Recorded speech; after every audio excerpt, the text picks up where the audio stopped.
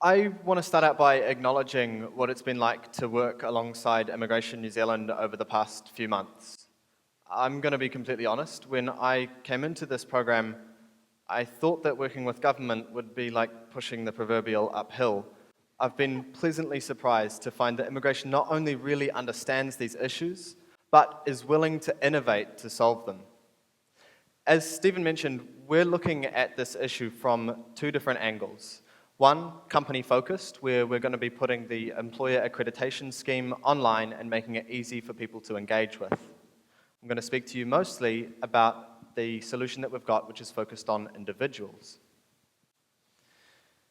There's a gap today between the kind of skills that our IT sector needs and our current immigration policy. We are bridging that gap, creating trajectories for people to immigrate to New Zealand so that they can contribute to our IT sector. I believe that we need diversity of people and skills in our technology ecosystem in order to generate innovation. Innovation is the basis of our knowledge economy. This is Mikey, one of Traject's developers. He's one of the best in the world. If you look at his contribution to open source projects, you'll see that Mikey outranks the guy that invented the Linux operating system. He's only 23 years old. Mikey recently decided to move to New Zealand. He got here and then found out that he doesn't qualify for residency because he doesn't have a computer science degree. How many of you here are currently working in a field that's different to what you got your degree in? Yeah. Me too. I've got a climate science degree. Here I am. In order to qualify for residency, you need a degree in your field or 5 years work experience. Mikey is self-taught and until recently was self-employed. We've spoken with over 150 people in this space over the past few months. Every single one of them knows someone like Mikey. Minister Joyce recently said that in order to fill the 10,000 vacancies in IT, we need to look to immigration. Our solution is set to bring an extra 1,000 migrants through in the first 12 months. Given that a single developer like Mikey adds 181,000 to GDP, our solution will increase GDP by 181 million in the first 12 months with a team of only 7 people. We're going to do this by focusing on that requirement for a degree. With our solution, the skills you need to get the job are the same skills you need to get the visa. Each migrant, we're the platform which assesses these skills. So each migrant will come to us and submit a description of their skill set, as well as paying a fee of $1,500. We then go out to our network of industry experts, people that actually work in the IT sector. We find at least 2, maybe more, that have the same skill set as Mikey here. Then they separately sit down and interview him and write up an assessment for us. We compare these multiple assessments to ensure that they're consistent. This is how we mitigate risk and ensure reliability of our service. Once we're happy, we hand our report off to Immigration New Zealand, who can go ahead and give Mikey his visa. Our business model is simple. Migrants pay, assessors get paid. We connect them.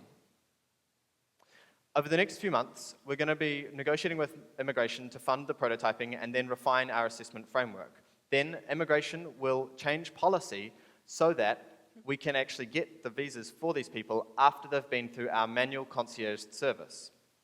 We've already got 10 people signed up begging to give us money as soon as the service goes live. Let's think about that. 10 developers, that's 1.8 million added to GDP, which means our service will pay for itself as soon as we go live. Then we're going to be moving from our manual concierge service over to a digital platform where we can record everything so that our process is secure and accountable. Data is the most valuable resource on the planet. So, by recording all of our assessment interviews, we're going to be creating a rich recruitment database. We're giving migrants the option to have their data made available to companies that are looking to hire. NZQA are currently involved in the visa process. They will match a migrant's degree from a foreign university with a New Zealand equivalent to help them meet that criteria.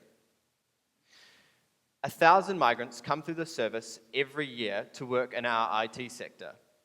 NZQA is going to funnel all of these towards us because our service will deliver the purpose of this legislation to a greater degree.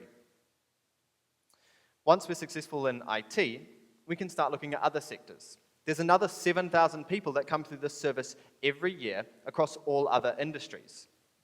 Now, those people are already coming here, and they're not coming here to work in IT, so they're not going to help us solve this tech skills shortage. But they are going to help to make our business quite profitable. Within the first 5 years, we're looking at approximately $3 million in annual net profit per annum. We're going to funnel some of that into education, focusing on scholarships for underrepresented demographics. My hope is that within 20 years, we don't need to import the next Mikey, but instead can find the next him or her right here. Our solution sits in an interesting problem space. There's comparative services for doctors and engineers who, someone who wants to migrate here, they have to be vetted by those boards first to work in those areas. IT has no regulatory authority to do the same job, and nor does it need one. But that means that our solution needs total sector buy-in, perhaps literally. We're exploring models of crowdfunding our equity, so that way our suppliers can also own us. That way, this service speaks as representative of what the sector needs. Here are some of the organizations already on board. We need more. This has to be run by industry for industry. I implore you to help us connect with anyone that we need to talk to. This is a lovely team, and they're looking good up there. There really is no one better to solve a problem than people that have experienced it themselves. Neither of our developers, Mikey and Yosh, currently qualify for residency, even though they're headhunted around the world for their skills. And the same thing applies to my co-founder, Ashlyn. Stefan and Sarah have over 30 years experience working for Immigration New Zealand between the two of them. And I'm a serial entrepreneur with a drive to leave this world better than how I found it. We have the skills and knowledge to solve this issue, and more importantly, we care. Together, with your help, we can bring more people in so that we can have a more diverse and skillful technology ecosystem, so that we can generate the innovation that we need to grow our knowledge economy. Thank you.